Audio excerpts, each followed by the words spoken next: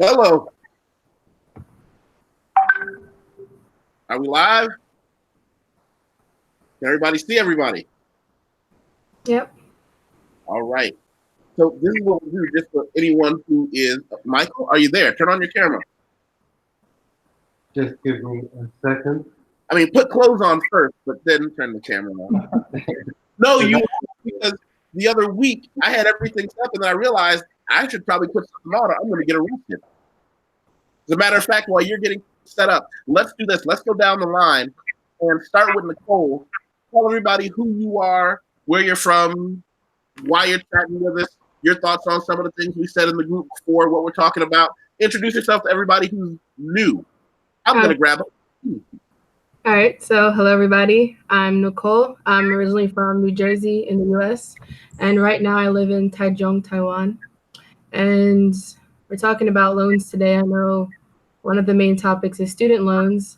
And I'm probably like the black sheep of the millennial group because I graduated university without any debt.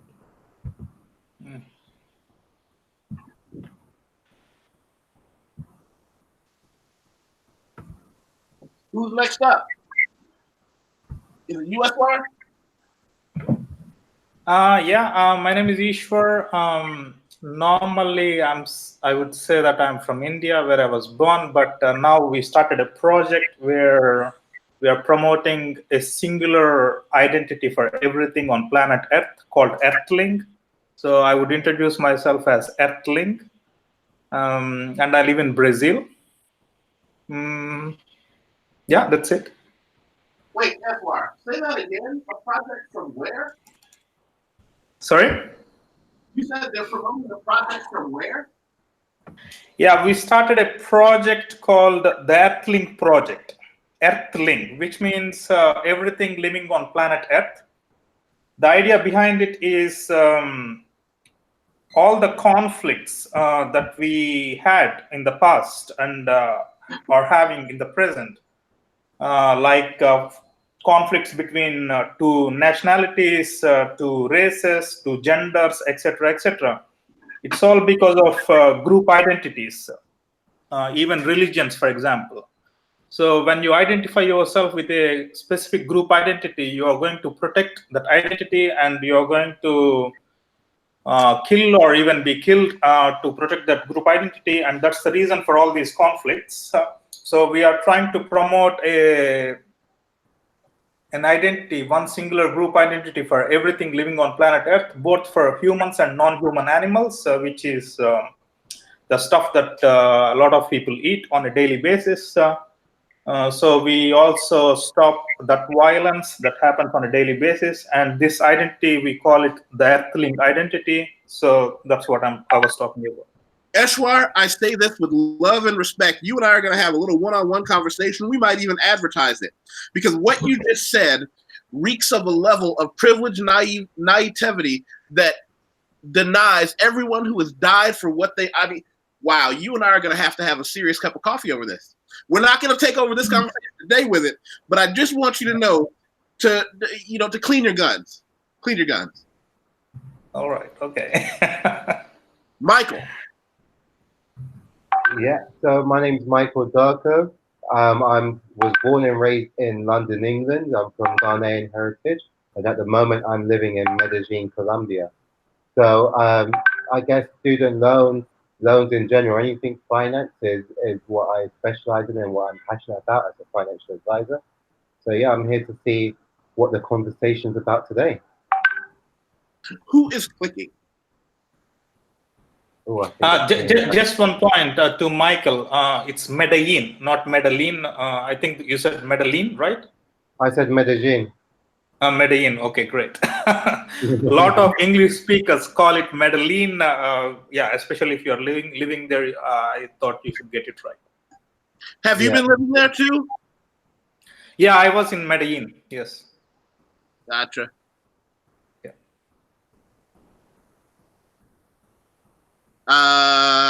Linda? Good morning. My name is Alinda. I'm originally from South Florida in the United States. I graduated from my undergrad without any student debt, but then decided to go to law school and acquired a substantial amount of student debt. And I'm one of the people that uses living abroad as part of my broader strategy to reduce the amount of money that I'm repaying on my loan. Wow. So let me get this right. You escaped the monster, then decided to go back into the monster's mouth. Pretty much deep into the monster's mouth. Just deep into his gut. Like that's amazing. I mean, okay. Let me know how that works out for you. Well, I'll say, the idea, especially for law school, is that the degree will pay for itself. And that is how it's taught it is, oh, you will be acquiring a lot of debt, but you'll be able to pay it off because you'll be rich in 5 years. Wow. For those who don't know or don't remember, I spent 9 years as a financial professional and working with people. My primary goal was to help people put money away for later, avoiding taxes and things like that. But life insurance, disability insurance, cash-bearing funds that allow tax deferment, different little tools that we have at our disposal. But I would see people come into my office all the time who were educated and had these great careers, but when we did the actual math on the computer or on a calculator, I would just break out a simple calculator and a pencil and say, are you aware of how many years of indebtedness you've just incurred for yourself? And most people don't. Most people don't really catch inflation. They don't catch job markets that are overly flooded. I mean, it's a real problem. It's a real problem. And I don't even know how to start addressing that issue because I'm not an attorney, but I've worked with people from so many different areas that when I start looking at the way debt is sold, I wonder how many people are taking degrees that were not fit for them because they were sold that idea. Does that make sense? Am I making sense? Or am I rambling? No, you're making sense.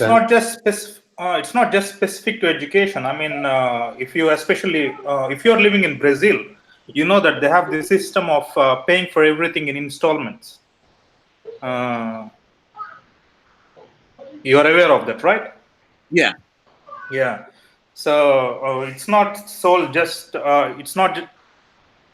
They haven't designed it just for educational purposes, like for example in United States, but basically to sell everything. The concept of debt has been very useful, and especially in Brazil, I find it really extreme that you can actually pay for things on installments, even for buying groceries, for example.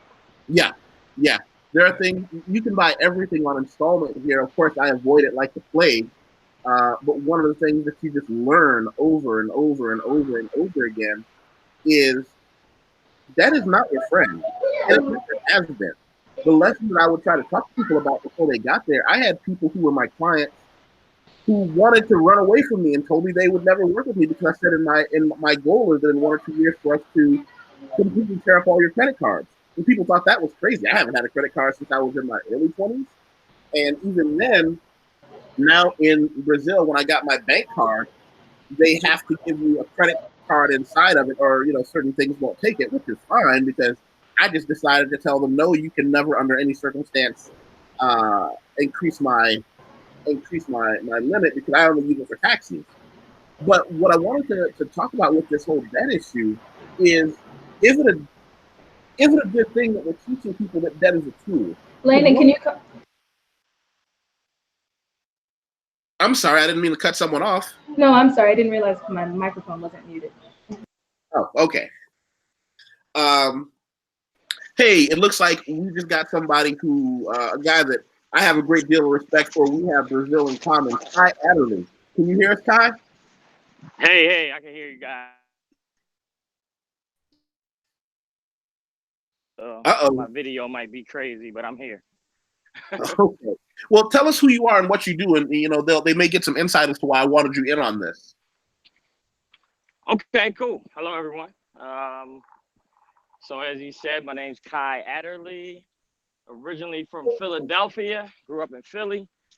I was a athlete, student athlete, went to Georgetown University, ran track, played ball there, ended up in a career in teaching, taught with Teach for America, and was a sixth grade teacher for 4 years before I started my own school, KIPP School, KIPP Charter School. I don't know if anybody's familiar with the charter movement or KIPP in particular, but it's the largest network of charter schools in the world actually now. But so I started KIPP Brooklyn. Well, this is a great place to start.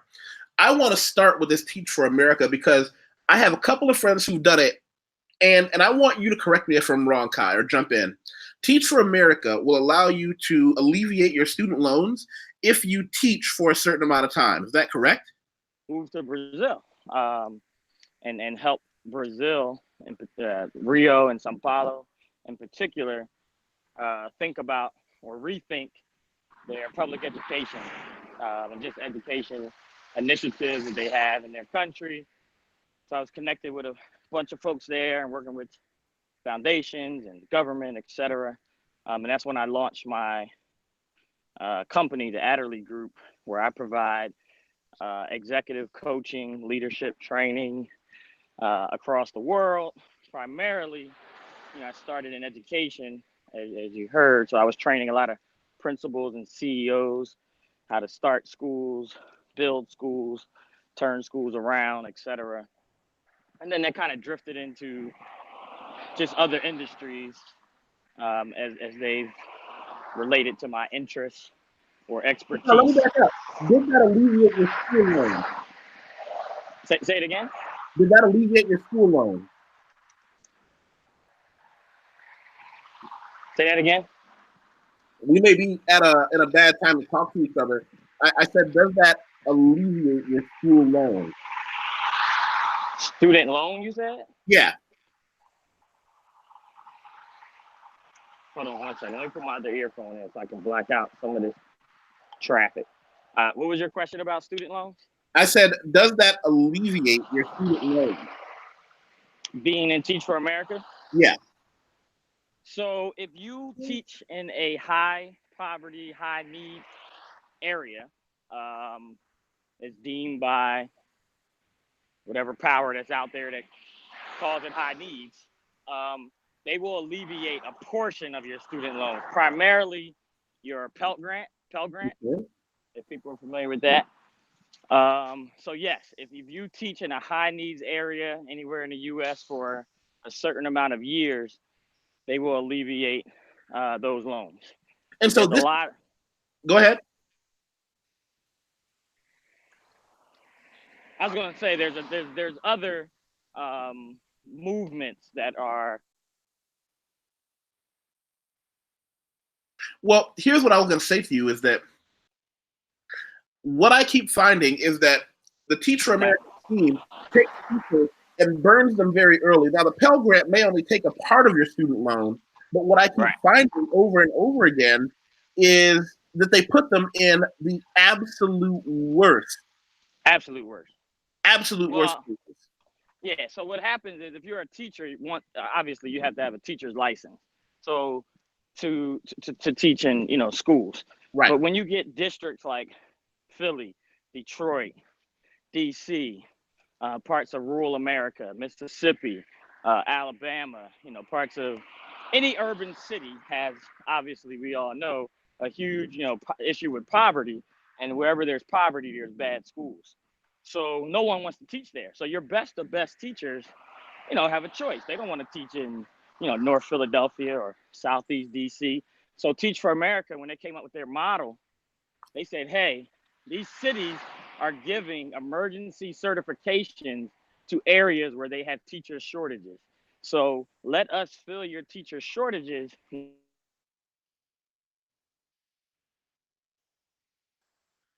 Uh-oh. So that's how people have gotten placed in the worst school districts in America through Teach for America. Just Is it filling that worth- need and being able to get that certification, emergency certification. I've worked with so many teachers that tell me that they'll never pay off their loan. Yeah, if you're, I mean, you know, I employ a lot of teachers. I had maybe in New York, which is obviously everybody knows, you know, big market. You know, I had teachers making six figures, but outside of that, you know, teachers are starting, you know, average salary somewhere in the 40s. And the issue is not that you know, the money's not available. It's the tenure system prevents you from moving up that system fast.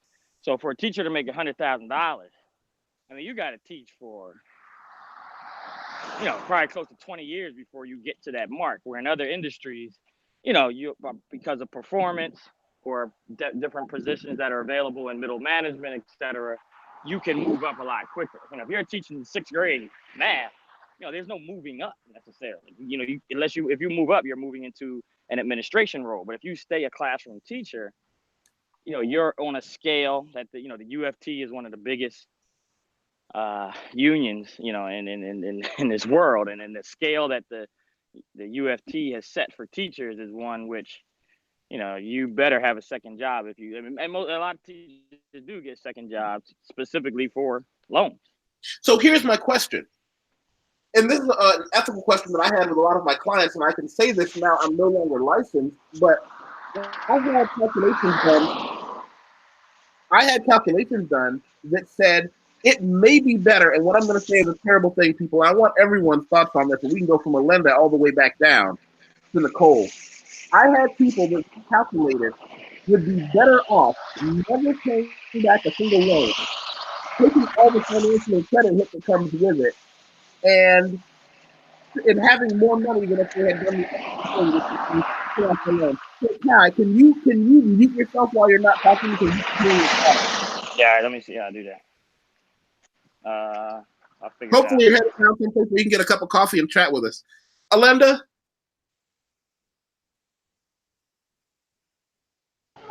Can you hear me? Yeah. Okay. That's exactly what I was going to say.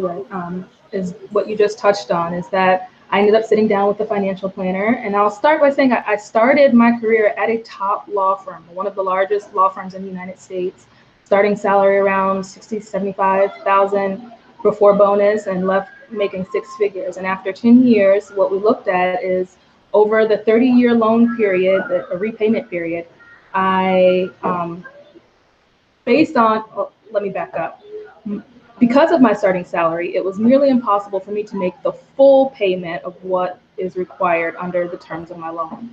So most people in the United States who have large balances are repaying their loans under the income-based repayment or some type of income-based repayment plan. And what that does is you're paying based on your income, whether it's 10%, 15% of your income, and then the amount that you're not able to pay ends up being rolled back into the principal plus interest on the loan. So while you're making payments, your loan balance, principal and interest, are growing. And so what we ended up looking at is over the 30-year repayment period, not only would I repay, my original loan when I left school was like $125,000. My repayment over 30 years would have been close to like $560,000, having $600,000 forgiven. And so what it meant that technically I would never be able to repay my loan. I would die having loan debt. And even that amount that is supposedly forgiven under the current laws in the United States, that amount that's forgiven would then become taxable in the year that it's forgiven. And then I would be indebted to the IRS for the taxes on that amount that was forgiven. And it ended up being, it makes more sense for me to have never paid and to make an investment or make wise decisions with the money that I'm saving from not paying than to continue paying the loan. And that's the terrible situation. That's the terrible situation that I would have with so many people. I remember the first time it happened, I was very young, and I had my calculator, one of my clients, and I said, listen, I'm going to run these numbers again, and I'm going to run them by a few other people in my office because I want someone to double check my math. And some of the older guys with gray beards were like, no, we see this all the time. She can pay her loans, but she'll be poor the rest of her life. And the only ethical thing to do is to tell her that. It will be, and they would say to me, it would be very unethical for you to tell her to just stop paying her loans and she's better off investing them. So don't do that. You know, and that's all right. Let me keep going down the line. Kai, your thoughts on that before we go to Michael and Eshwar, who have totally different outlooks? Yeah, well, I mean, I'll just concur really quickly. I have a bunch of friends in the financial world, and they, talk to me all the time about it. And off the record, that is always the advice that I hear. I'll just put it that way, that you're better off not paying them. So a lot of teachers, a lot of folks just in that situation either do two things. Either they just don't pay it or they defer it, because if you enroll back in school, then you go into a deferment period where you don't have to pay. So you'll have people that are career students, create more debt just so they don't have to face the debt that they have. Wow. And we're in a system that is now disincentivizing the best teachers from getting anywhere near that.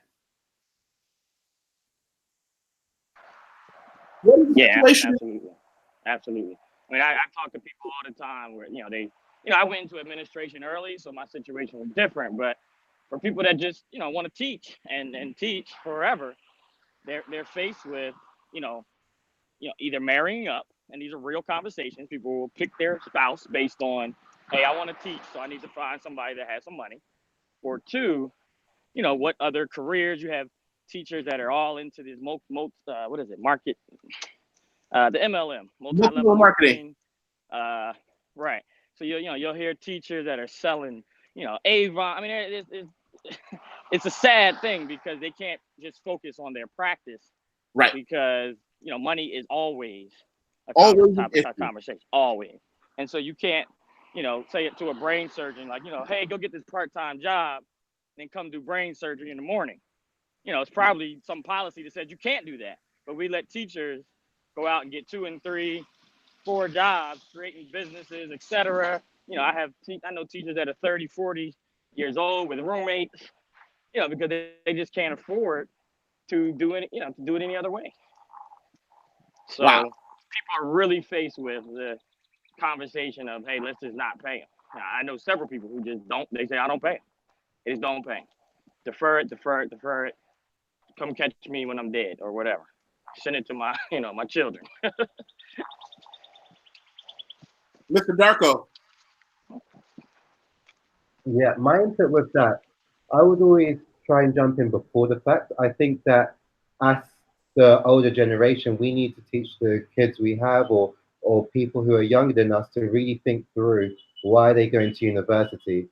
I feel a lot of people going to university because it's the thing to do. They want to make their parents proud.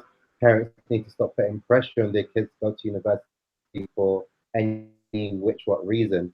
People literally, I know people who just picked a course to do on the final days they could before administration closed in order just to say, hey, I'm going to university without really thinking it through career-wise and seeing if there's a different route to get to where they need to go, and if the chosen career would actually pay them enough to pay their student loans. In the UK, I'm not sure how it is in the States, but in the UK, you don't get the option as to whether you pay it back or not. It comes straight out of your check along with your taxes and your national insurance.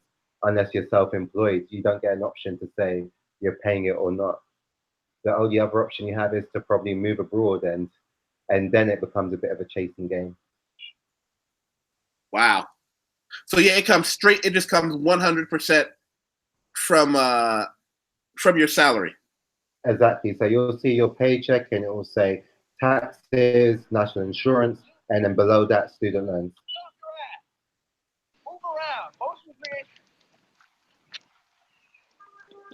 So if I could chime in right there really quickly, Go ahead. The only, I won't say an issue that I have, but the only comment I guess I'll put out there for everyone is that, I don't know everybody's situation on the phone in terms of your degree status, but working in schools, I often hear a lot of folks telling children, college is not the only way. There's other ways to do it.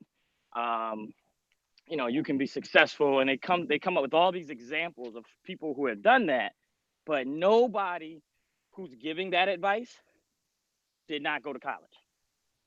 So the kids are looking at them like, well, you're telling me all this, but you have, 2 master's degrees, and you went to Yale and Harvard. Like, so the message definitely comes out a bit Jaded. confusing for young kids, and jaded, because everyone telling them this has college degrees and they have benefits, and their families are in good situations, and these kids are not in good situations, and they want to be in good situations. And that's really the only real tangible, I guess, prescribed journey that they're able to go on. You go to school, you do well, you can go to college. There's no class that says, okay, well, come over here, we're going to prepare you to be an entrepreneur, unless you go to college. There's entrepreneurship in college, but where's the path, where's the journey that these kids should go on if they don't want to get a college degree? They don't want to talk about facing this type of debt. Eshwar, where are you So on I this? try to Hold on one encourage second. them to I want to get down the line. Hold on one second. look at scholarship opportunities, a lot of under-resourced neighborhoods. Ishwar.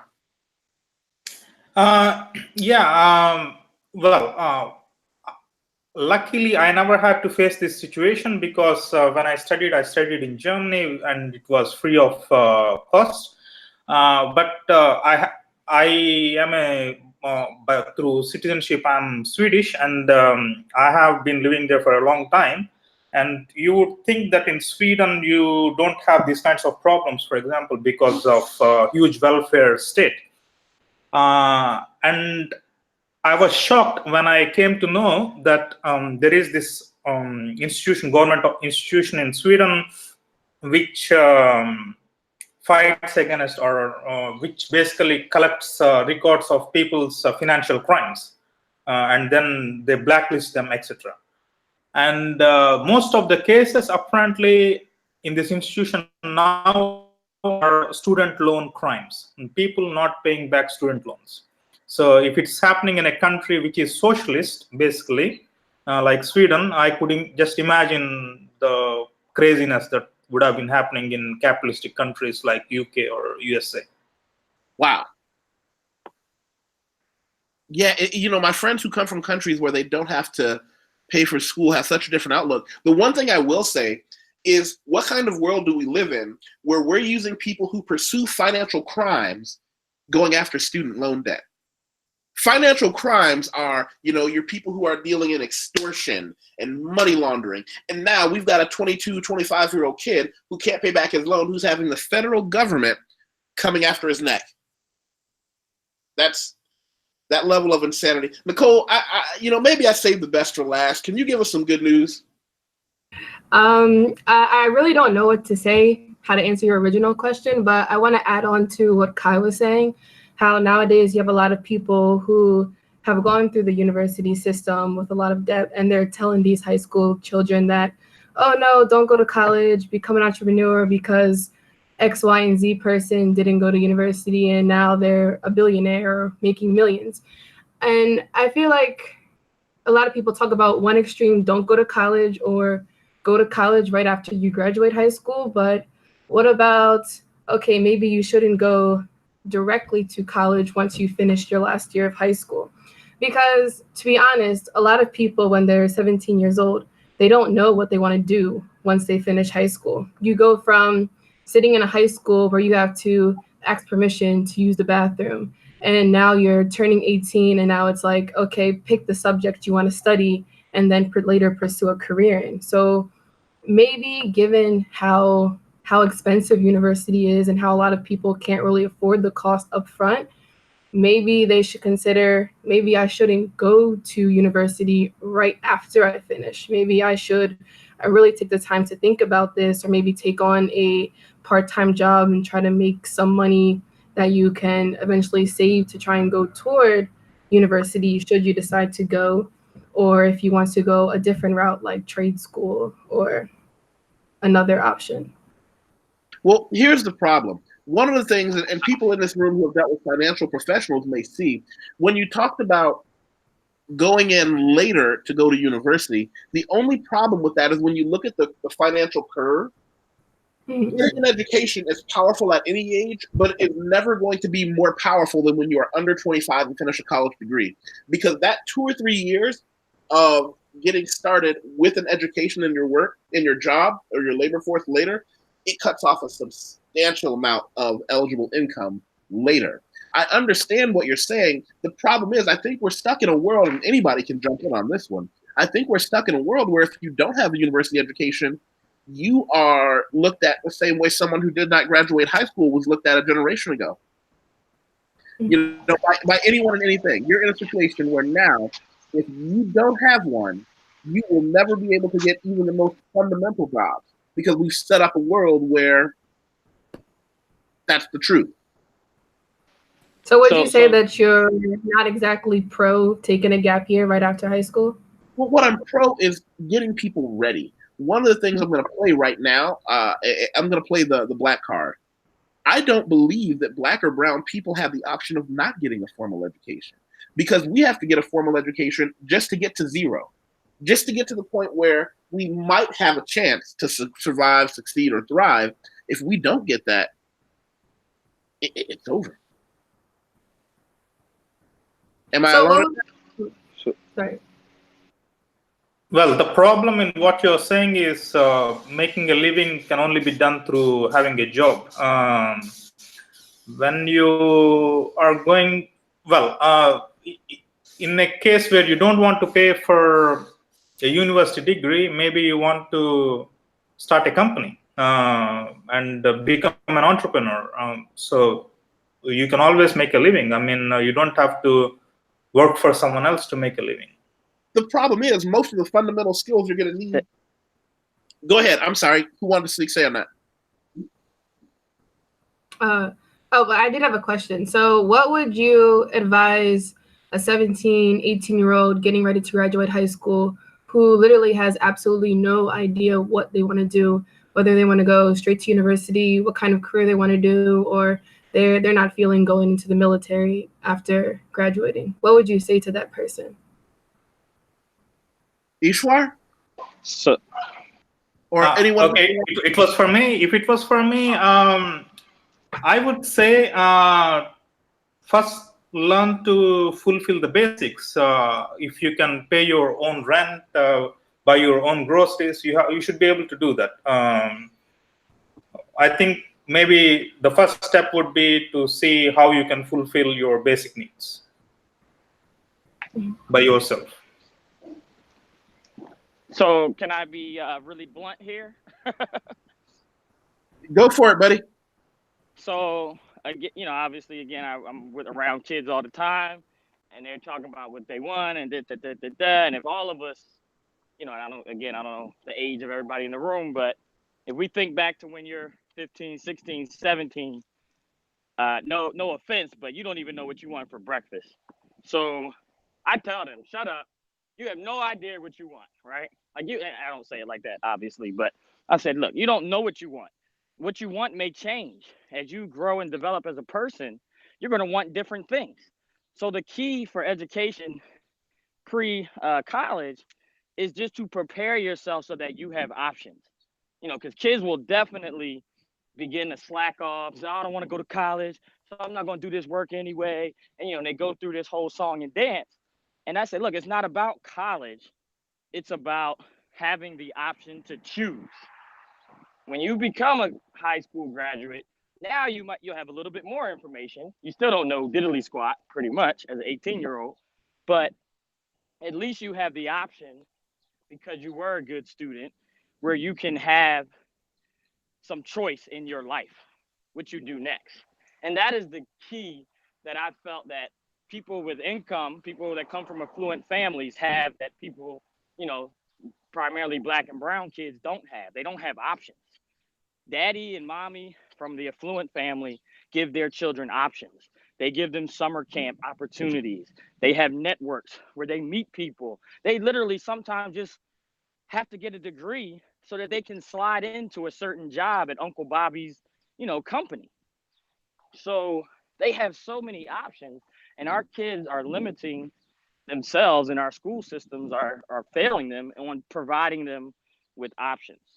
So I have a younger cousin who I talked about, and I talked to him about college and things like that, but he told me something that was true. I'm Generation X, but one of the things he told me is that all the things that I had growing up, I was born in 77, so I was a kid, mid 80s to mid 90s. I had so many after school programs.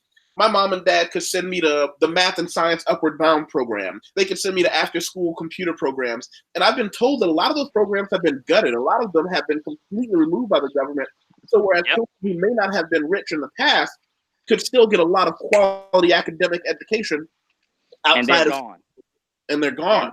And they're gone, and they're not necessarily gone figuratively, or they are gone figuratively, because what happened was affluent folks and people that were more savvy figured out how to have access to these programs as well. So we can go on a whole nother discussion and debate about like affirmative action in Brazil, and does that actually benefit Black people in Brazil, because there's so many people who claim to be at a disadvantage or not white that benefit from these programs, who are just a bit more savvier. They have internet at home. They have educated parents. So I meet kids and they're like, oh, they get these different scholarships from different places that were actually built for children of color.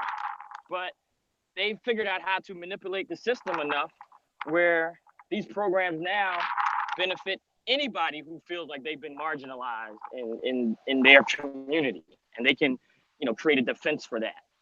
So some of the programs are still there. It's just that, again, our people don't have access to them. Yeah. I know my mother told me when I got older that not only did she have to look out for all those programs, but and she specifically never told me who it was, because she said that's information I don't need.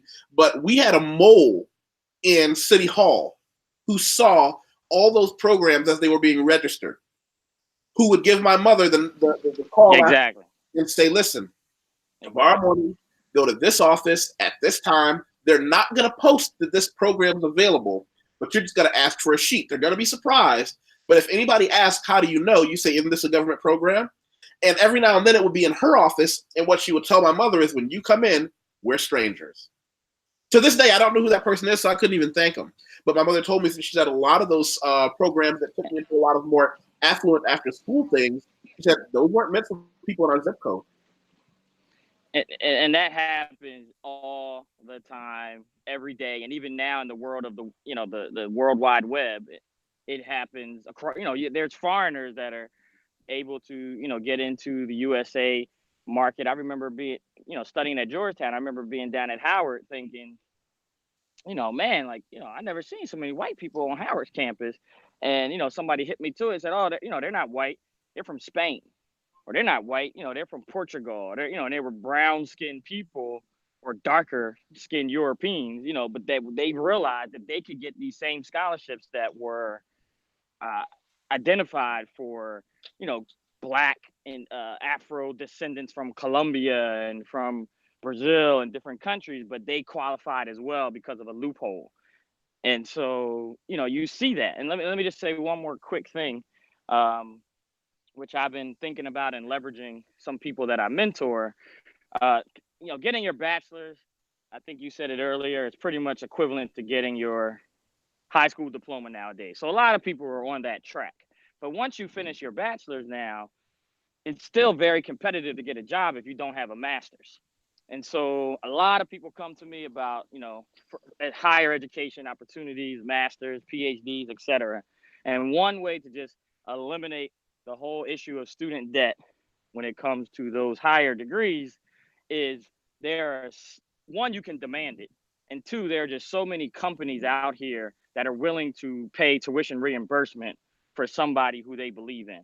So if you do get a job and somebody offers you a job, it's hopefully, it's because they believe in you, they believe in your potential or your skill set is one that they have to have. So anytime I walk into an agreement with somebody, I ask them, what is the professional learning opportunity for me in this project?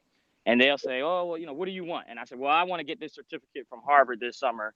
So can you write that into the, contract? And we got a deal. So you can absolutely leverage your expertise and I would never pay for a master's degree ever, because there are too many organizations that are looking for talented people, and they'll pay for them to get the certification and the degrees that they need. Let me back up. You just triggered something in my mind, and I left some links at the bottom. When you talked about people going from other countries to do different things, and this one, I'm not pointing fingers. I want to ask Alenda, I'm going to put you on the spotlight here. How does you moving to Brazil help you with your student loan? And did you abscond, or is that as to say, did you just decide to say, I'm going to give everybody the finger, move to Brazil, enjoy some great food, and use the benefits of my American education here without Uncle Sam being able to stick his hand in my pocket? No, not absolutely. There are legal ways to not have to fully repay your loan. And as a lawyer, of course, I'm only interested in the legal ways. We can talk morals or ethics, and that's another conversation.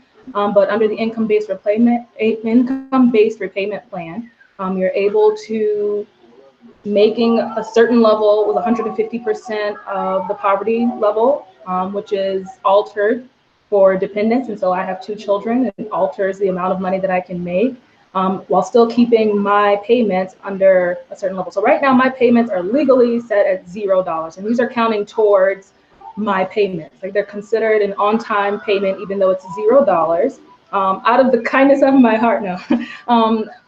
For my own conscience, I still make payments. I make, between $100 and $150 payments each month, as a matter of conscience, but I'm legally not repaying my student loans. And part of how I'm able to do that is by living, which I don't necessarily have to live outside of the United States, but living in an environment where my cost of living allows me to live under the 150% of the U.S. poverty level. So let's say for me, it's $45,000 to $50,000. In the United States, it might be difficult to live in South Florida at that level, but outside of the United States, there are plenty of countries, not just Brazil, where I would be able to live quite comfortably and still be able to contribute to my children's future education. Because how am I able to contribute to anything for my children if, let's say I'm making 6 figures in the United States, I'm paying a 25% tax bracket, I'm paying 10 to 15% to my student loans. That's 45% of my income that's going back to the US government. I'm back at the $50,000 level. So there's no way to ever get out of that hole. But by me living outside of the United States, I'm able to keep what I make and contribute to a future for my children. I don't necessarily have to be outside of the United States to do that. I could do that in Florida. I could move back in with my parents, which is what a lot of people are doing, moving back in with their parents, just doing anything that you can to reduce your income levels, to reduce the amount that you're paying, to reduce that burden. Yeah, I can see that. And it just terrifies me to hear someone as highly educated as you are and most of the people we're talking to today say things like, move back in with parents. Like, in the entire point to have that level of independence. And then you get those people who will always tell us, hey, if you don't have that education, you don't even get the option.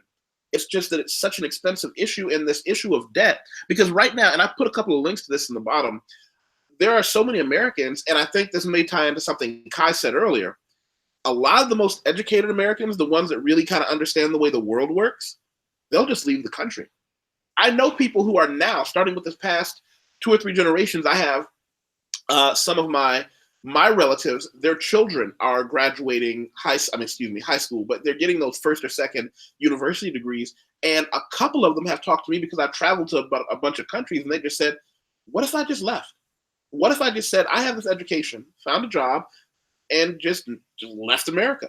And I'm having a hard time giving them a reason not to, because they're in a situation where an American education in most other countries can make you a disproportionately high amount of money. And they just said, doing the math, I'm looking at the unethical behavior of the loan structure, the unethical behavior of the federal government, and the unethical behavior of the student loan complex. And what I find when I was a financial professional, one of the things I would find is that ethical people don't really take into account that the person giving you that loan knew they were screwing you. They don't take, they see it as They see their financial failure as a moral failure, not realizing the person who handed you that loan knew they were setting you up for a fall anyway. That's exactly how I view it. But it's unfortunate at the same time. A couple of people, I think, made the statement that we're suggesting that 17 and 18-year-olds be able to make a large financial decision. But I really feel like the pressure needs to come from the top. These degrees, these educations are ridiculously priced to begin with. And what's very unfortunate is that, at least in the fields of law and medicine, you're not going to get into that area without the higher degree. And so the reason I think that the student loans were, I guess, permitted the way that they have been, not having a cap on how much you can borrow, and being free for everyone, pretty much, was to get some of the underrepresented Black and Brown people in those supposedly higher yielding fields. Unfortunately, when you look at the way that they're structured with the interest rates that they're, and just the whole structure of it, they're considering that in order for you to be able to pay the loans back at the rate that they are supposed to be paid back, you'd have to be at a top yielding law firm. And those positions are typically, I don't want to say granted, to children of lawyers, people who have connections at those law firms. The number of lawyers, and I can only speak about law, I don't want to speak about medicine because I'm not familiar with that area, but speaking of law, in order for you to get into those top paying positions, you have to have some type of connection that most Black and Brown people don't have. And so unfortunately, it's a cycle. So the loan system was set up to provide more access to people that didn't have access historically, but instead it ended up shooting us in the foot. It's a never-ending cycle, it feels like. Wow. Andre, do you want to say hello? Tell everybody who you are. Hey guys, I'm Andre. I'm from Jamaica. I live in Brazil. Studied here in Brazil. Been here 10 years almost. And yeah, I'm just here to enjoy the conversation and talk to you guys. We were talking about debt. When you came out of school, did you come out with any debt? Because I was at your graduation. Zero. None. And I'm a dentist. And what is the system in place that you were able to pull that off?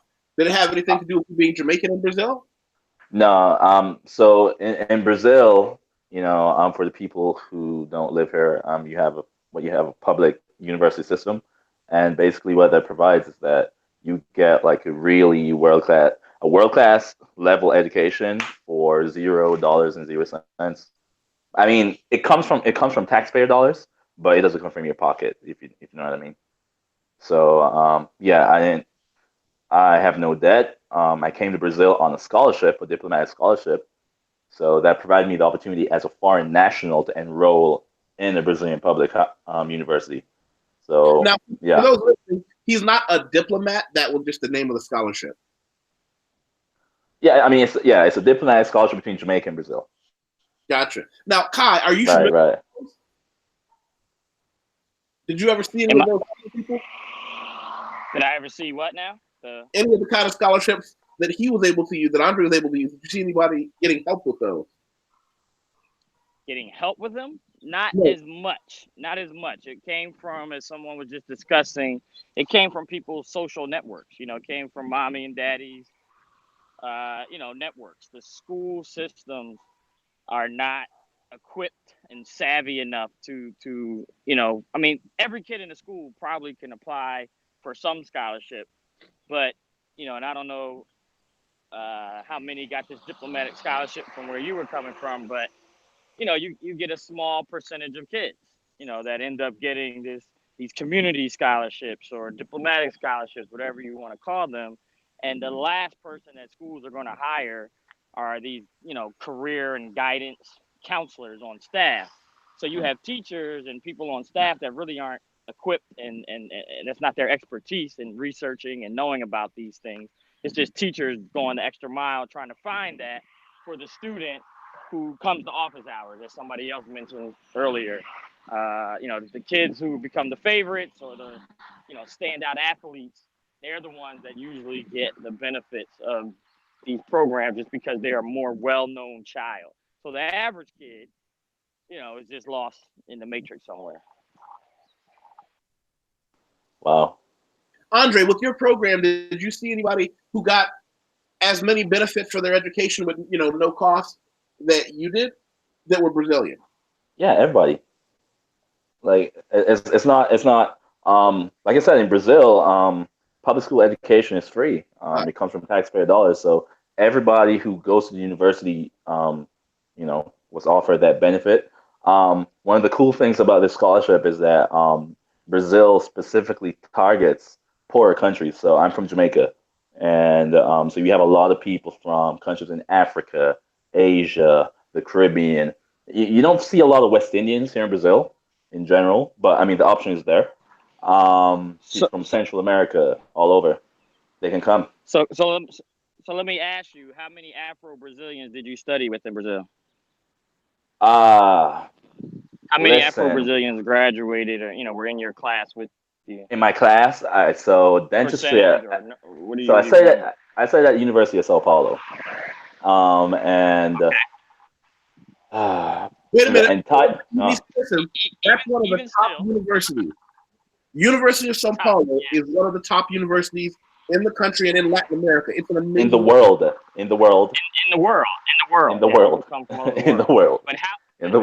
how many Afro-Brazilians have access to that opportunity?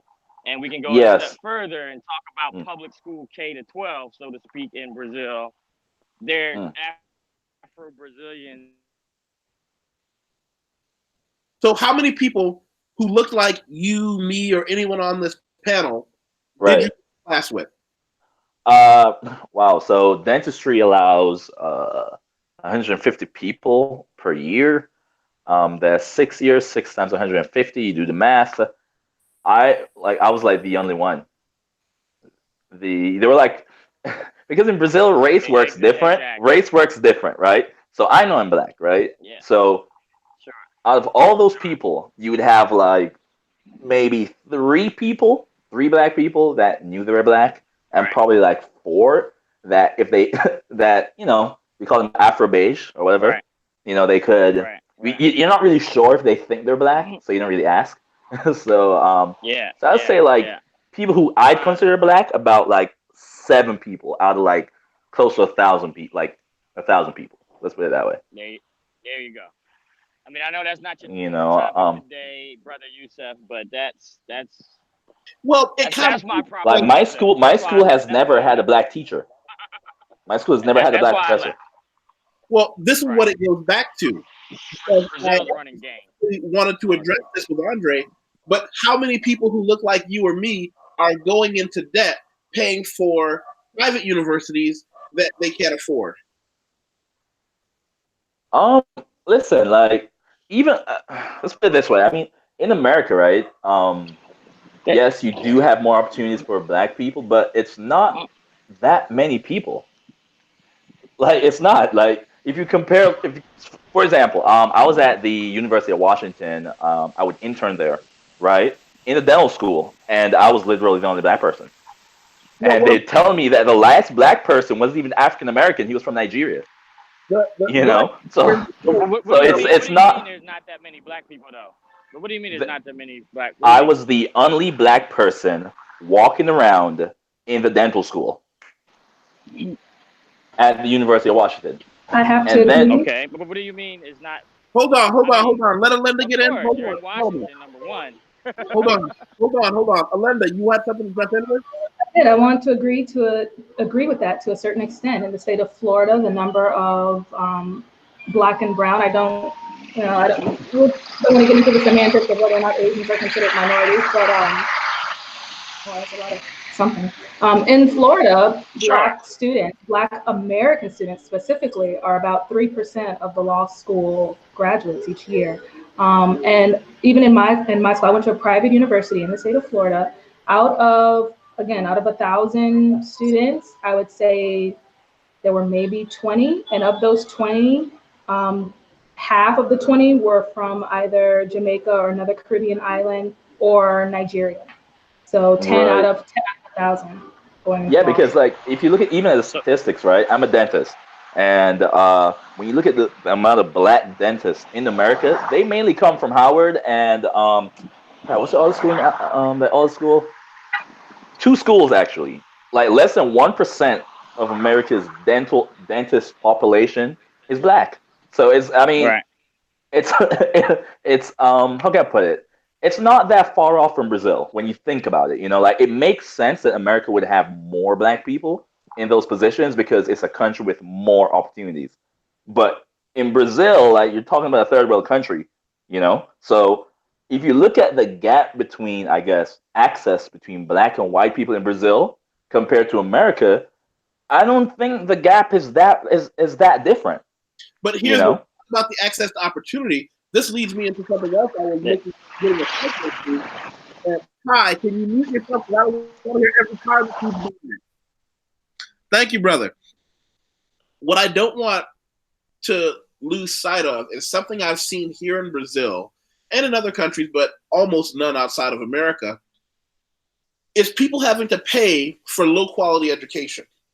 People paying for the schools that will take your money and give you an education because they didn't have the access or opportunity or the ability to have those private tutors to get them into the bigger universities.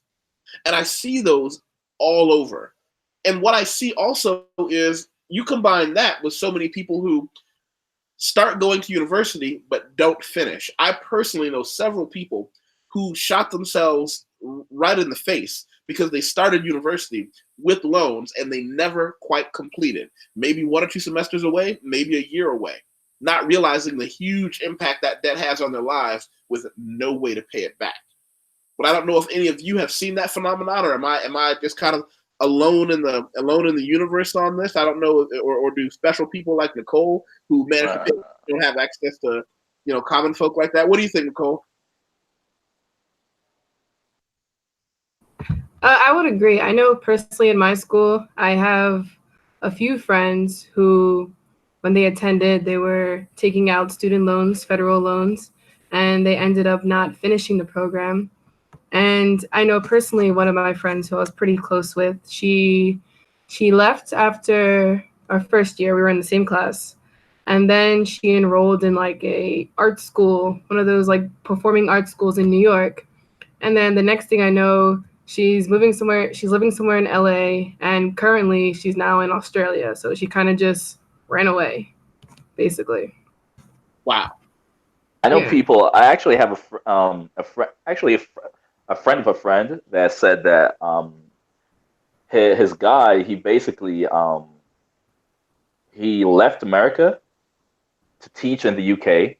He teaches at Oxford, and he was like net deep in debt. And after he got his citizenship in the UK, he gave up his citizenship in America, and basically that's it.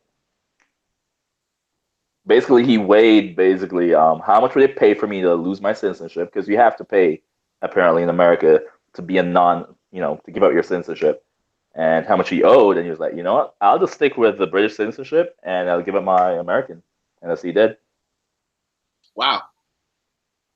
That's a huge step to give up your citizenship, but it's such a huge tragedy that he had to make that decision. I mean, for some people, it's not that big of a deal.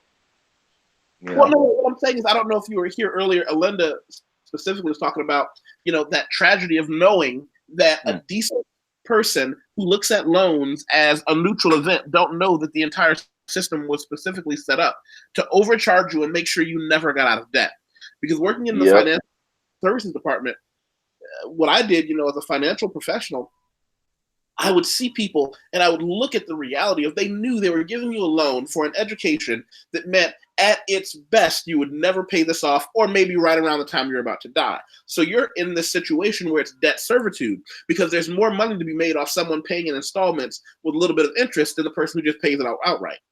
And so we have people now, and I think because of the internet, the world is getting smaller, not by a huge extent, but you may see that top percentage who do have access to friends abroad like you and I talking about, here are ways that we can get rid of our debt. Because right now there are companies there are groups of people, and I'm trying to think of their name. I want to give you the name, and I don't want to misquote it. Hold on.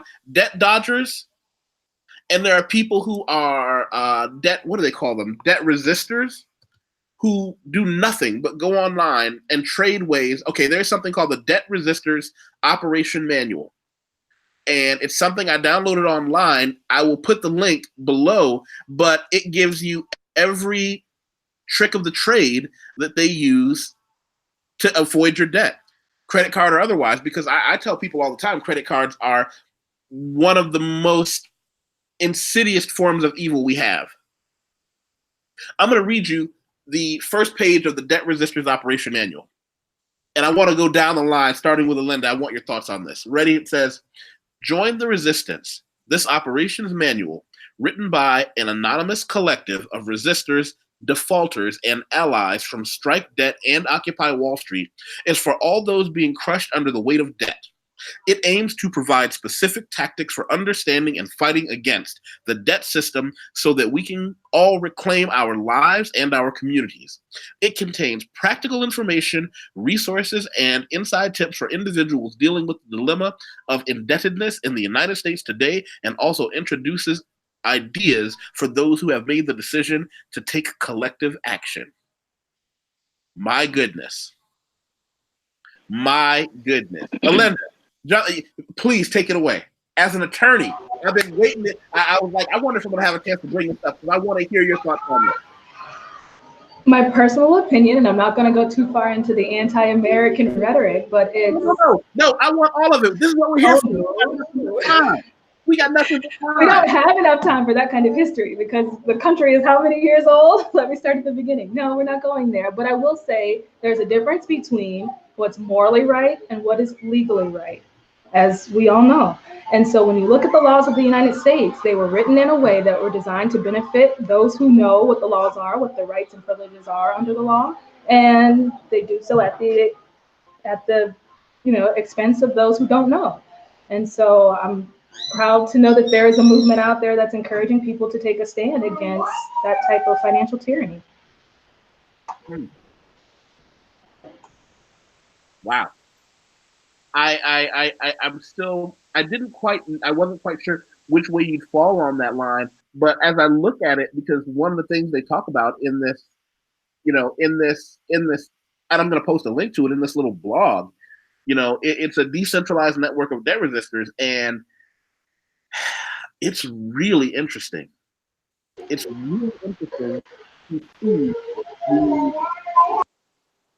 the level of organization that has been put in place by people who, because this is what I believe, they've created, they meaning the establishment, and we can say whoever the establishment is, the establishment has created a situation where the people who they are attacking, the people who have the largest reason to go against them, are now some of the most educated.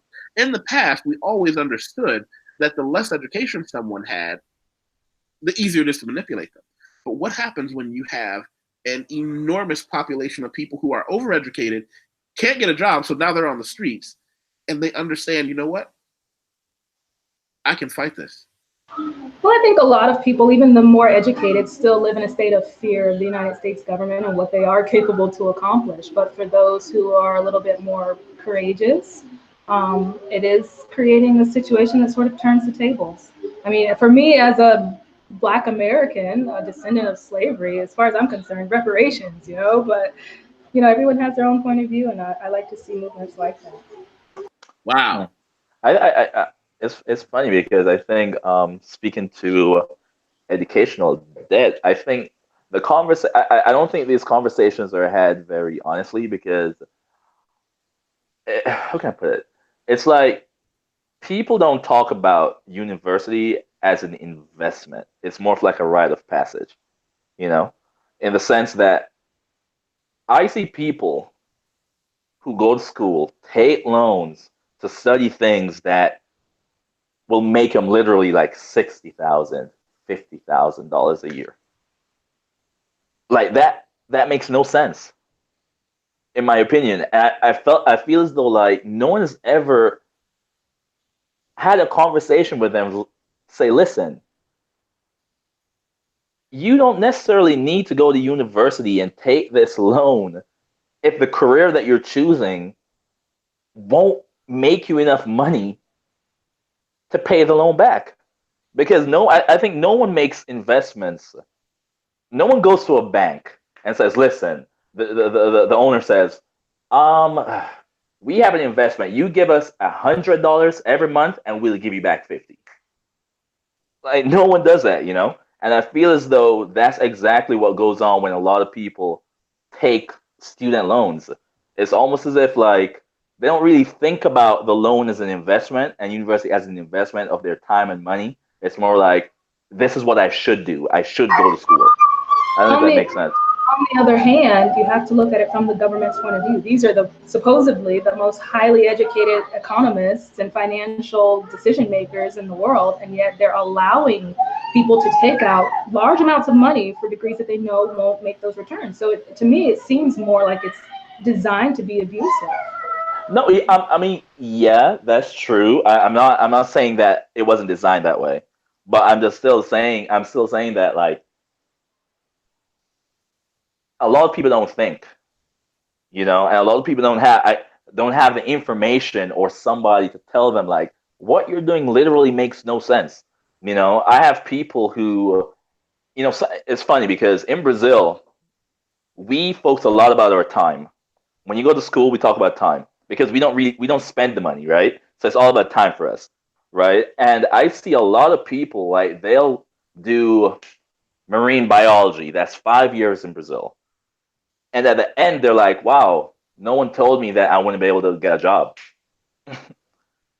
And then they're back in school again, doing some other course. You know, that's 5 years of their life gone, you know, because no one ever told them, like, what you're choosing will not make you money. You're investing your time and money. Great. It's not as much as people invest in America, but you still have to invest money, right?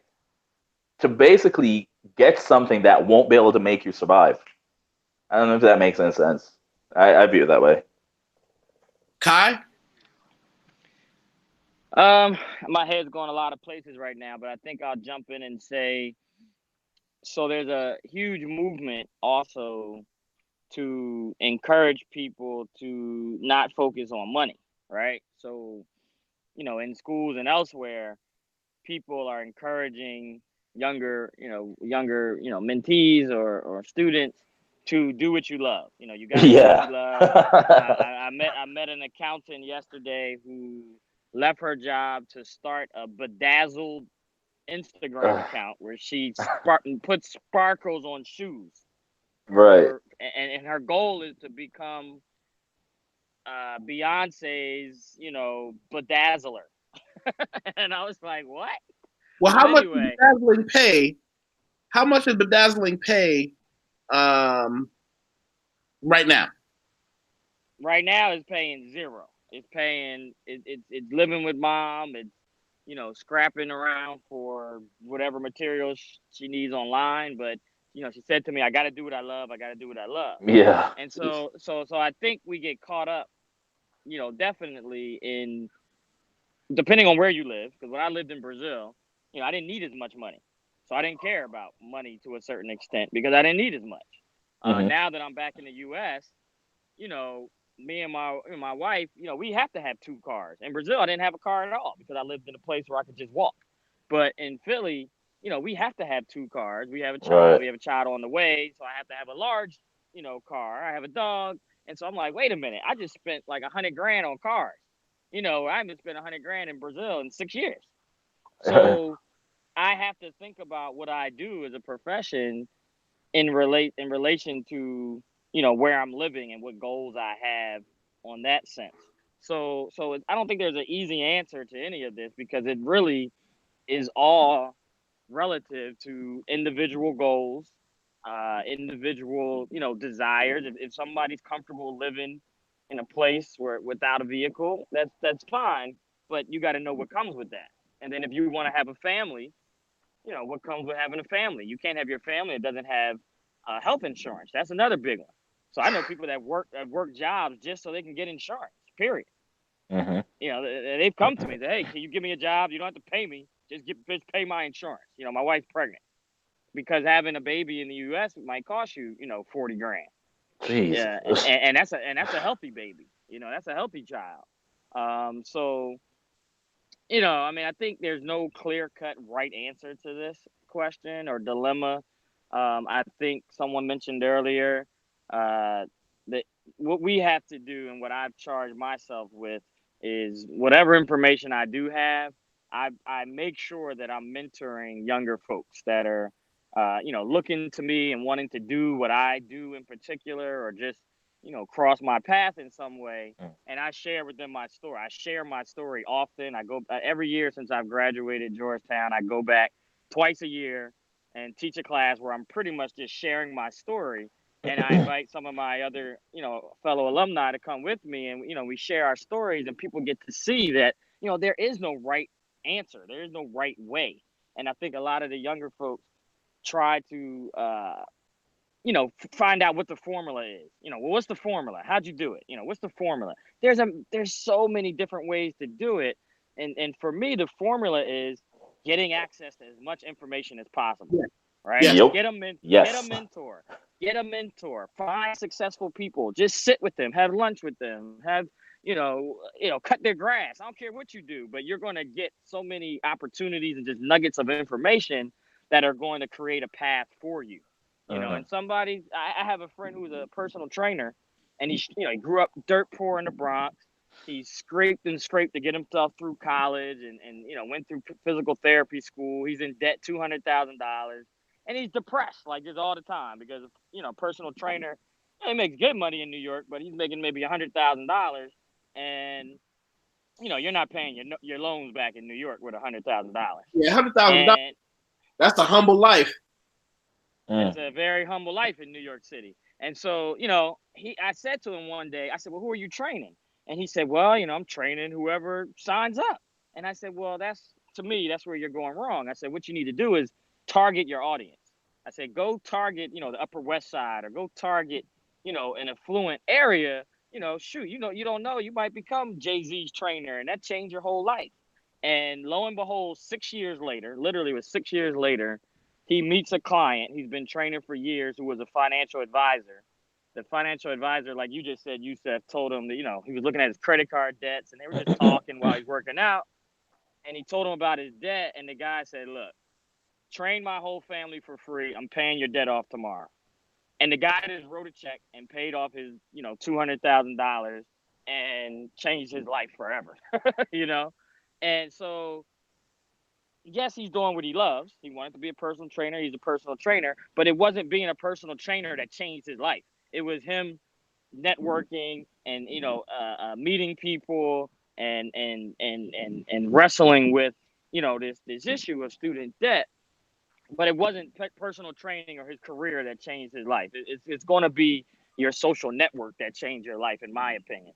So I encourage young people to, don't skip the happy hour. Don't skip the, teacher. Somebody talked about it earlier, I think. Don't skip the teacher office hours.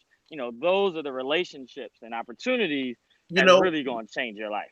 What you just said, I had a bit of a challenge because, see, I don't drink or smoke. So for me, the happy hours were never going to be fun for me. What I had to learn was I called it. Gotta go. No. I wrote something. It was called Creating the Ocean You Swim In. And I became a master of putting together these big social organizations.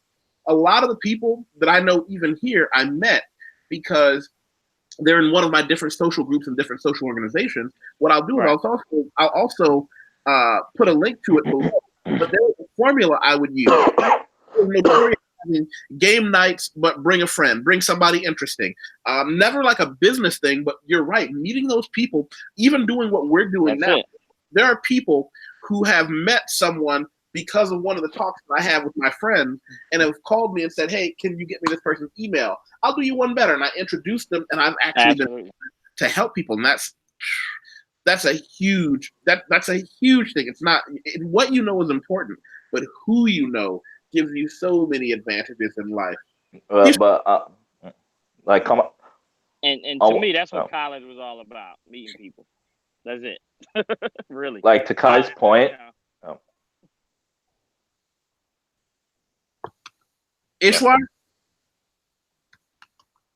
Yeah. To what's his name? Kai. What he was saying I actually have something to add. So I was listening to the story of a very famous Indian film director called Anurag Kashyap. As you might know, in India, if you want to get into the film industry, you have to have a famous last name, and he didn't have a famous last name. So what he did was there was an institute where you would go to meet these famous people, and it is not possible for him to enter this institute because he is a nobody. So he offered the restaurant in this institute to work for free and started washing dishes there.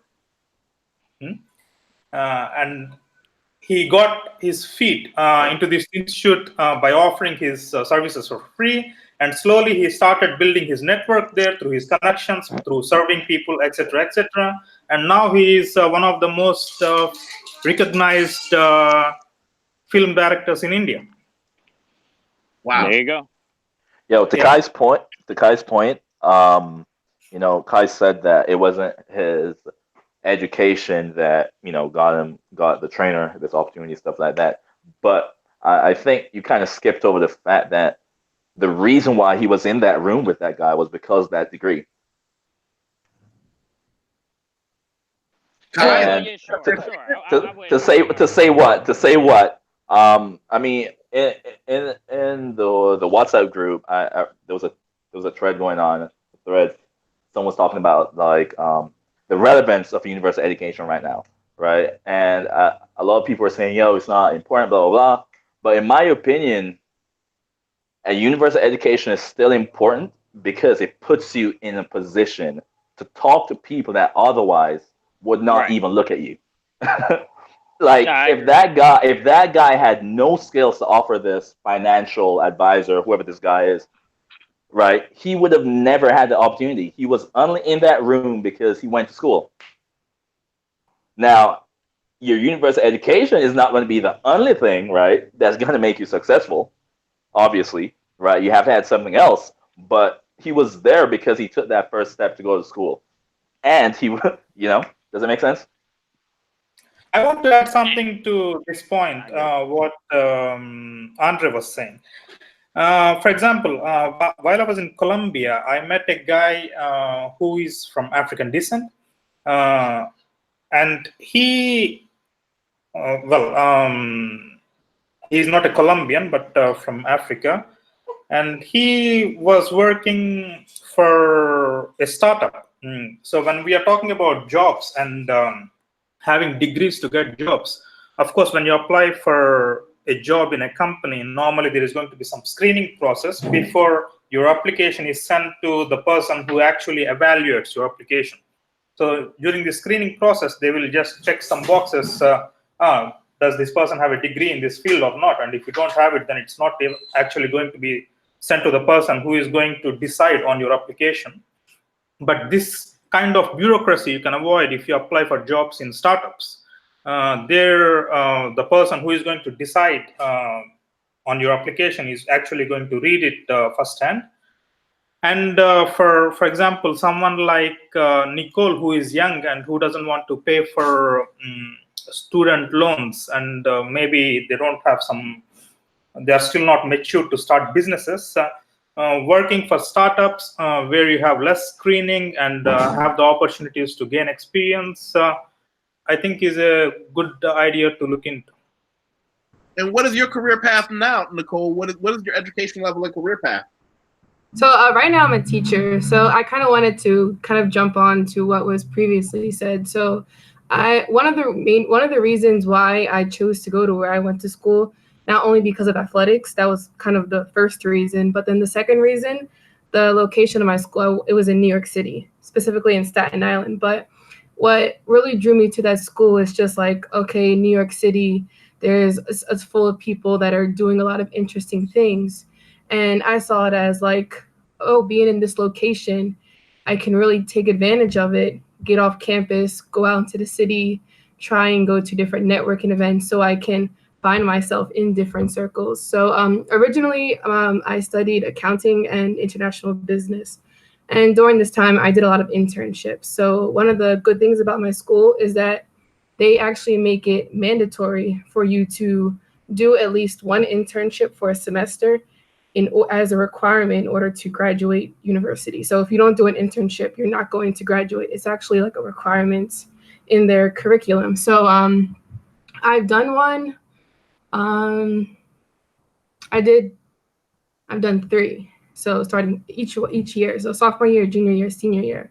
And I was able to put myself in different circles. So originally I was studying accounting. So I was going to different networking events, talking to people who are working in like the big 4 accounting firms, people that are working on Wall Street.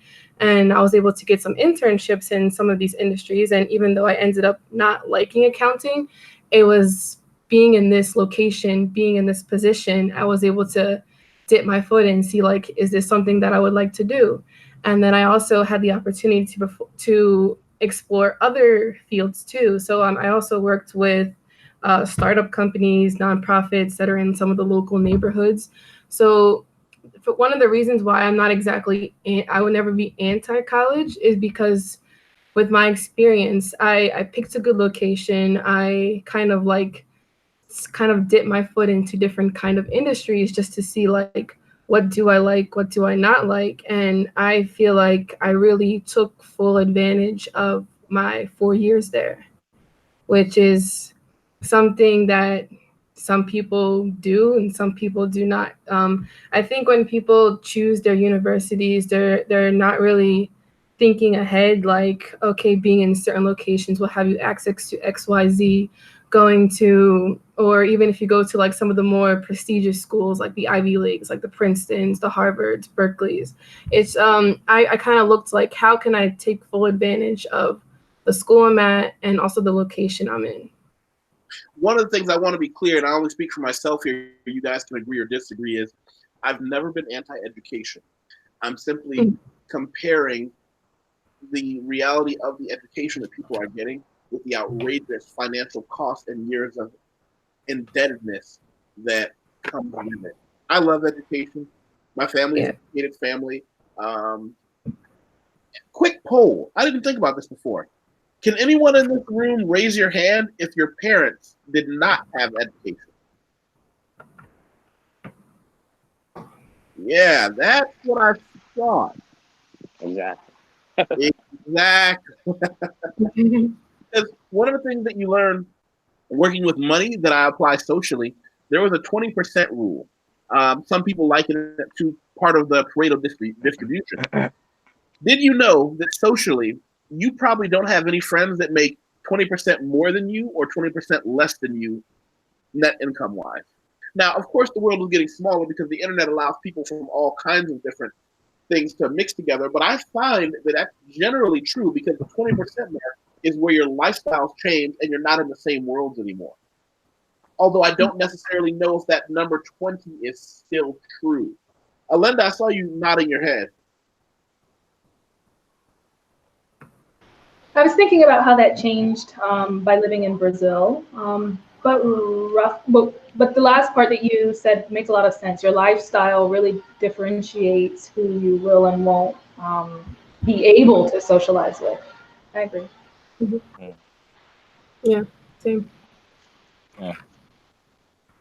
Because you know what? Yeah, that's brutal. That's brutal. Well, I think, just to throw in there, I think that's why you'll see people, like, let's just take a Jay-Z, for example, or people that, you know, obviously grew up in the so quote unquote hood, you know, once they reach a certain status, they always have an edge on folks who just grew up in elite situations, because while you may be able to go socially up, it's really hard to go your social mobility, flexibility, or authenticity to go down. You know, you can't just come from, you know, LeBlon and all of a sudden you up in Madureira thinking that, you know, life is good. You're looking over your shoulder a certain way. So it's interesting to see how, you know, the street cred or the ability to code switch has given some professional folks a real edge when it comes to, you know, just being successful in life. I don't think it's even code switching. I think when you come from nothing, you know, you have this fearlessness, and because, like, me, for example, I was born poor in Jamaica, and my parents had an education, but we were poor, And I was raised like ever since I was young, like with a sense of fearlessness. Like for me, can't get any worse than Jamaica. That's how I feel. So like I'll do anything. I'll go anywhere. Like when I came to Brazil, I came to Brazil with $0 in my pocket. I didn't know how I was gonna survive. Because even though it was a scholarship, they don't give you money. They just say, okay, you have a seat. That's your seat. You don't have to pay tuition, and that was it. But for me, I was like, listen, like, what's the worst can happen? I get sent back to Jamaica where I started. That's it. And I think like from a lot, for a lot of people who are born like in the quote unquote hood or in bad situations, people from developing countries that move to like in America or even in Brazil, Brazil is in a much better place than Jamaica, than many other countries, like we have a sense of fairness. Like, what's the worst that can happen? So you have this go-getter mentality that I think when you have that information, it makes you, it puts you above the rest, as Kai said, like you don't care. Like, I'm going to go for it. Nothing is going to stop me. I don't care, And those qualities are actually the qualities that make a difference. Those people that don't quit, the people that don't give up, like you said, what's the worst that can happen? You go back to Jamaica. Right. So, you don't quit. And so like you talked about earlier, people that start college and quit. Like, I don't know many Black people that start college and quit because you're like, well, what the hell am I going to go back to? Exactly. Right. So, Right. Well, Yeah. I want to read you something, and I'm going to call this a counter narrative. I'm going to read you a text from, let me see, which magazine was this from? Publication. Slate.com. Are you familiar with Slate.com? Never heard of it. It's a fairly successful online publication, and Slate.com, they have their own reputation. I don't necessarily believe that anyone is totally honest, but I'm going to give you the title first because it'll inform you. It says, "The New York Times should apologize for the awful op-ed it just ran on student loans." Here's the first paragraph. Lee Siegel is an award-winning critic and unrepentant leech. After pursuing not one, not two, but 3 degrees from an Ivy League university, he chose to default on his student loans at taxpayer expense because he felt paying them back would have hampered his ambitions of becoming a writer. "As difficult as it's been, I've never looked back," he wrote this week in a New York Times opinion piece. Millions of young people today who collectively owe over $1 trillion in loan may want to consider my example. And I'm going to give you the quote that he said. The quote that he's talking about in the New York Times. He said, "Years later, I found myself confronted with a choice that too many people have had to and will have to face. I could give up what had become my vocation, in my case being a writer, and take a job that I didn't want in order to repay the huge debt I had accumulated in college and graduate school, or I could take what I had been led to believe was the morally and legally reprehensible step of defaulting on my student loans, which was the only way I could survive without wasting my life in a job that had nothing to do with my particular usefulness to society. I chose life. That is to say, I defaulted on my student loans. As difficult as it has been, I have never looked back. The millions of young people today who collectively owe over $1 trillion in loans may want to consider my example." And Slate.com, the person at Slate.com, by name, just went hard and said he was a dirtbag for having 3 degrees and then bailing out on the country. And I don't know how I feel about that. I feel as if, do I get to judge him more harshly because he has 3 Ivy League university degrees and he could have, as they say in fighting, bit down on your mouthpiece and fought through it? Because it wasn't as if he was in a position where his education wasn't going to help him pay back his student loans. He was. That's very specifically why the opinion writer in Slate felt very comfortable going after him, because he wasn't some, chucklehead that went to regular university and graduated from some place where he would never have a chance. This is a guy who could have paid those loans back. But as he said, what do you go to school for? Because it doesn't really matter where you study. It's what field you're going to enter. You know, I know What do you- people that went to Harvard that studied literature. Well, here's the thing. They won't be making more money than somebody who did, like, I guess, medicine and I don't know, some This is horrible where school. you are going to have to disagree. Part of what you're paying for at those Ivy League universities, they come out with a level of connection that does get them those overpaid jobs writing for some magazine you've never heard of that's only read by a small number of people, but each issue of the magazine costs a few $100s. Those things. No, but they don't make as much as a dentist. I'm not saying that you're a writer. I'm not saying that you're like a famous writer. That's what I'm saying. But I'm saying I know a lot of people who go to Ivy League schools who literally, like, my ex went to Harvard, you know, and she's in a field, you know, that, you know, it doesn't move as much money as, like, for example, medicine. I agree, but what I am saying is the Ivy League education gives you the opportunity to have a job that's certainly going to afford you the ability to probably pay a lot of that loan back. And how do we feel about him saying, you know, I've got 3 Ivy League degrees, but even though I could pay it back, I'm just going to take it and run? Because what do you study? That's my question. What do you study? Let me make absolute sure. I don't want to misquote him. Because if you did literature and biochemistry or, I don't know, something, like, that doesn't mean anything. That means nothing. Like, at the end of the day, the market is going to decide how much money you make.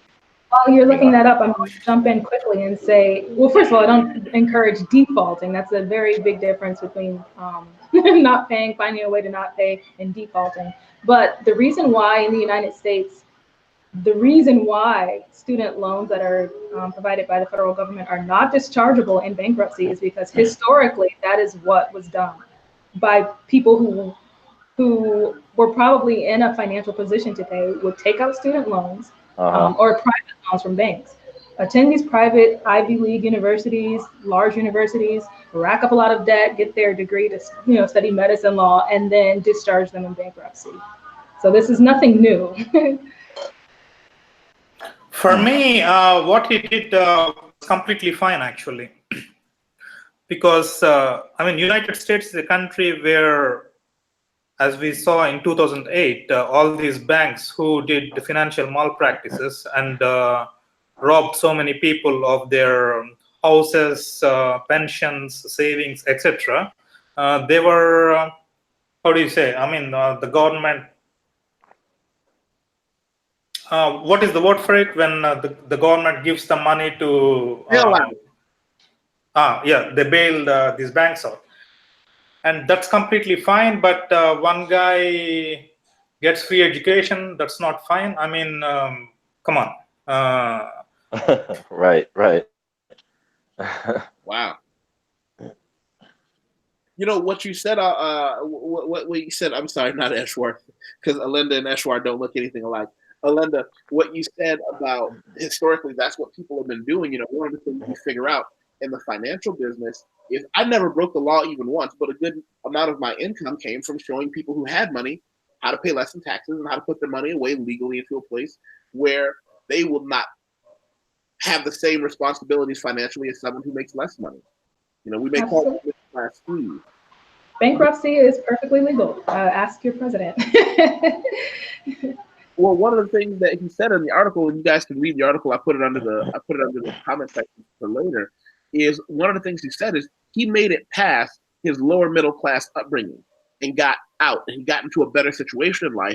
And I wonder how many people like me or like some of you he had in his corner that said, let me show you what my rich uncle showed me how to do. Because you find, you know, I think that making that decision is not a small one. But I wonder how many other people, once he got in the room, as we said, just like Andre pointed out, when you get into the room with other people who have found that financial success, you have access to information that was unheard of before.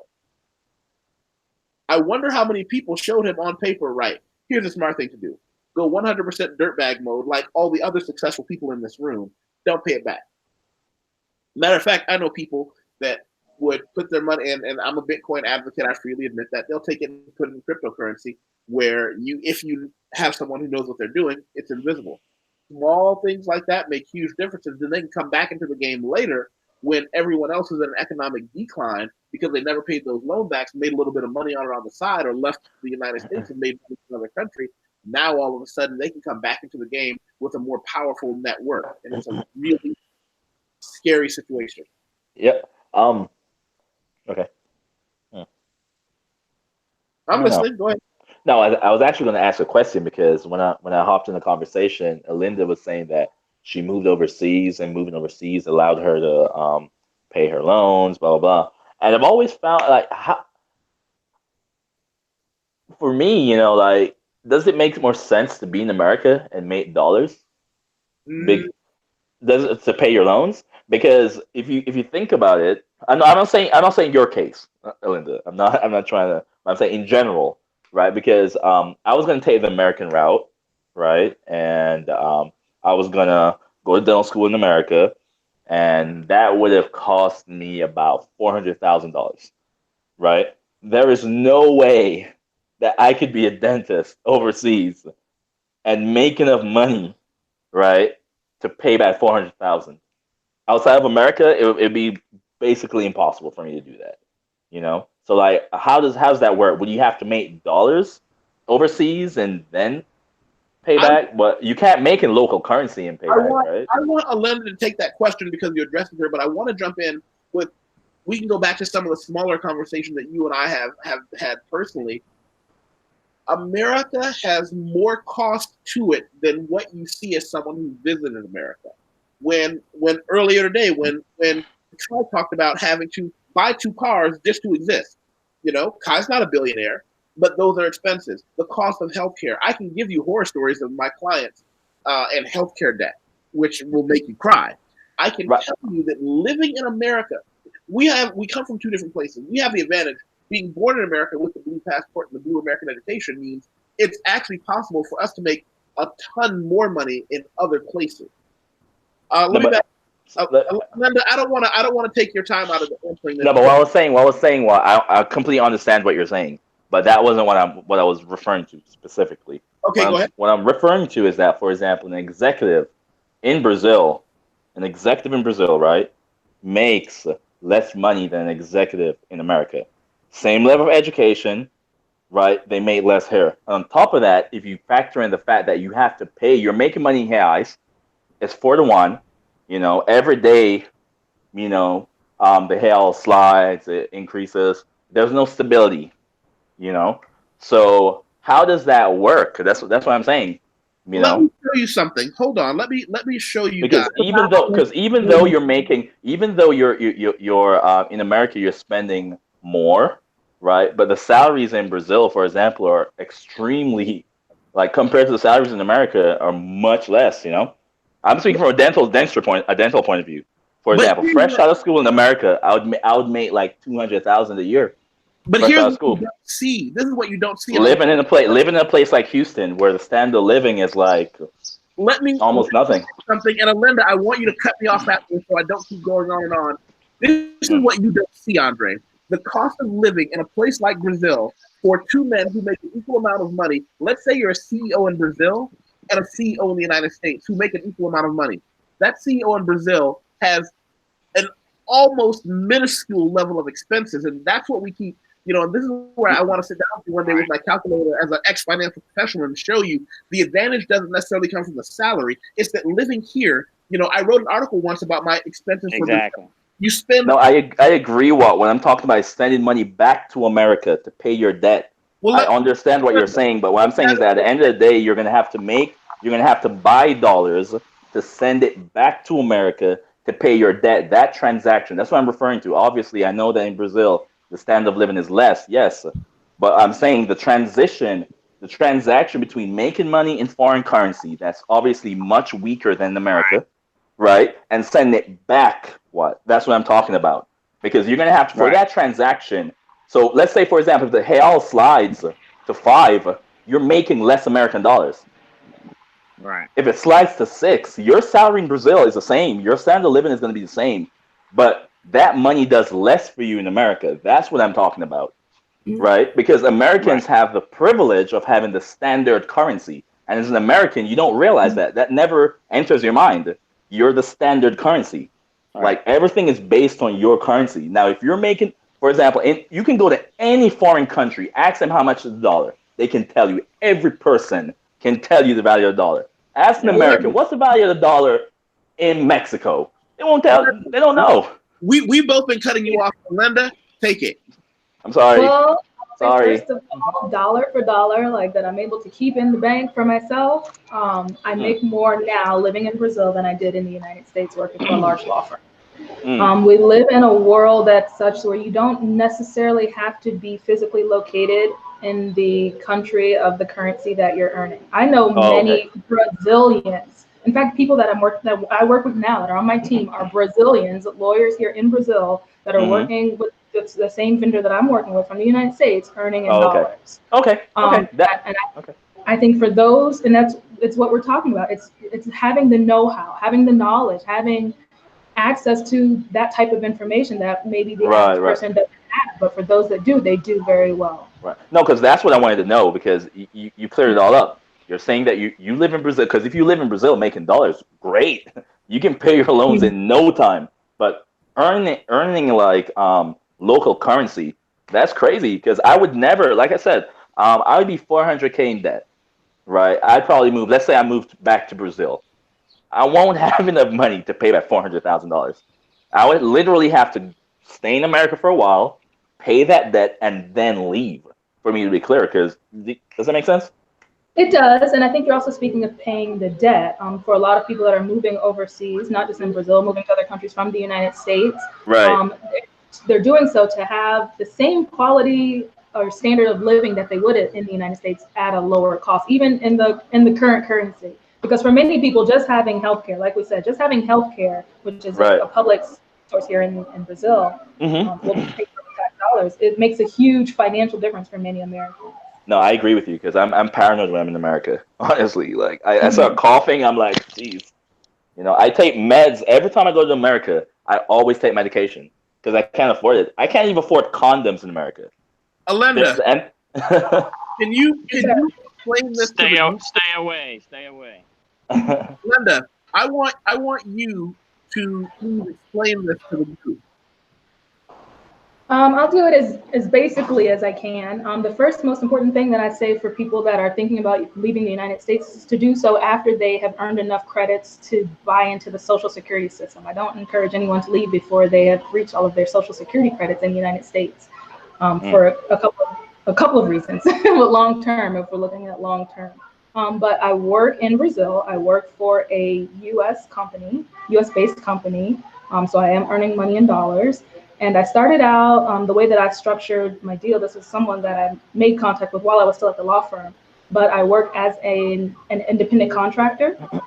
So there aren't any taxes that are being taken out of my income directly to the United States, which, there are some tax benefits. And then this past year, I even went back to them and said, let's structure this a little bit differently. So they are contracting directly with my Brazilian company that I've set up here in Brazil. And Alenda. Yes, sir. Explain that picture on the screen. Can you repeat that? You broke up a little bit. Can you explain the picture I'm sharing? Let me see the picture you are sharing. Oh, okay. This is a structure of the class system that they have in Brazil. They're normally referred to with letters like A, B, C, D, and E, with A being at the top and D and E being at the bottom. And showing the monthly income and percentage. But the majority of Brazilians who earn money in Brazilian reals, I'm assuming, would be that's family income. Family income. That's not even individual. Yeah. So the majority of the population lives at the bottom half, bottom half of the income levels. And so what that does is, and now I'm going to give you why so many people do things like leave the United States, is because when you're in a situation where you can earn dollars or even earn local currency, but by definition of your education level, earn simply a ton more than the local population, your standard of living shoots through the roof. Okay, you guys talk about the education, which is something that, like in Brazil, if you don't find a way to, I guess, validate your diploma, your education doesn't mean nothing. unless you're going to teach English or do something else. That's Like you can't. I say this with love and respect. That's 100% untrue.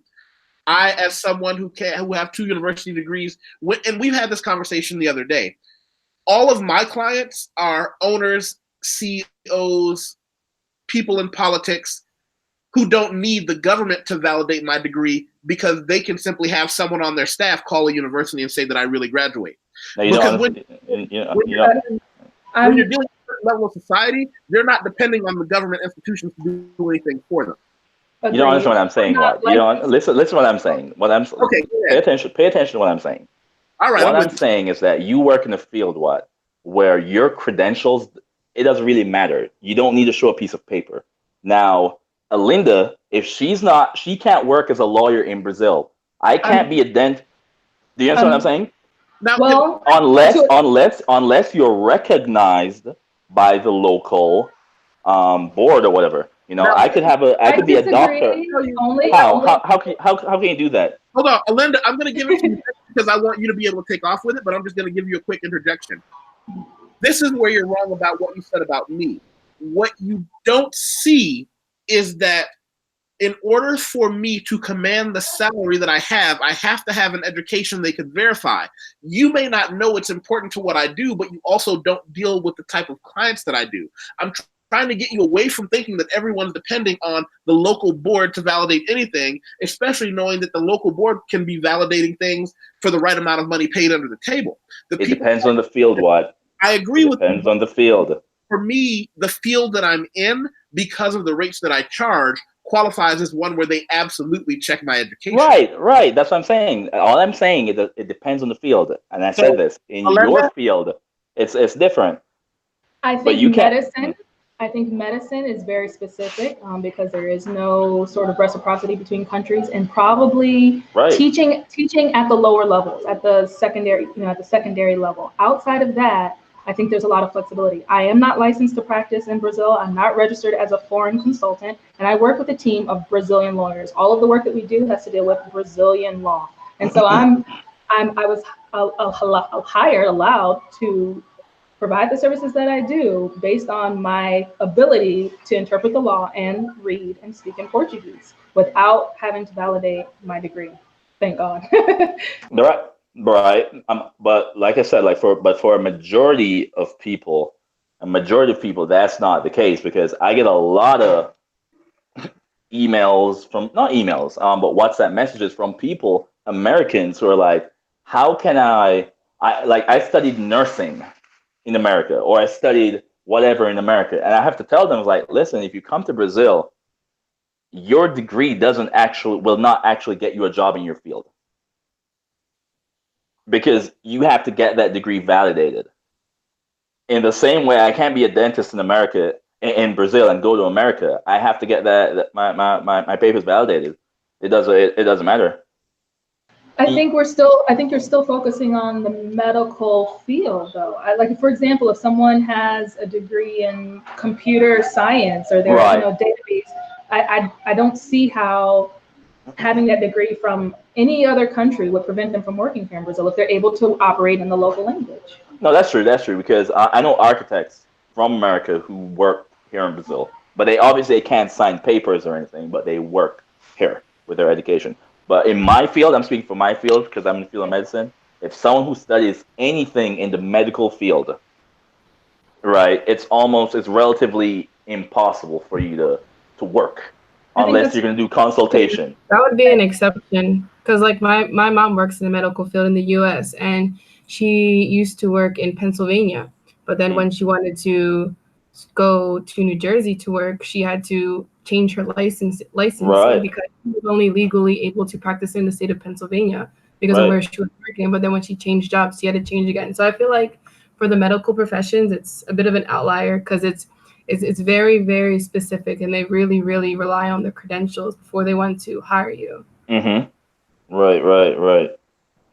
Okay. Huh. It's also protecting the people who have already been in that state or that business. No one wants foreigners, be those foreigners from another country or foreigners from another state coming in, taking advantage of the thing that your state has if they haven't been paying taxes forever. You know, that's a real thing. I understand countries that make it difficult for other nationalities, particularly they make it difficult for Americans to come into their countries and start up businesses because we have the advantage of our fundamental education system being very good and our university level education system being some of the best. So it's not only the education. What you guys have American money. Can I finish before you? I understand. Don't be bitter. Okay. I'm not. Yes, you are. No, now, I'm not. What I'm going to say is that as Americans, something I didn't know until the first time I left the United States, and I don't even remember what country I was in. Maybe I was living in Europe, maybe London or something like that, or Spain. Mm-hmm. Americans are vicious. We will take everything you have and feel no guilt or shame. We will rob you blind professionally and legally. So when countries are like, we don't want to work with Americans, we have a ruthlessness to us that's good if we're on your team working for your company.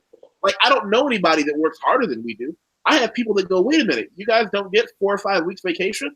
Wait, you guys work how many hours a day? And then they can't understand why the random American will come into their country and run circles around them at the same time. You don't want too many sharks in your pond.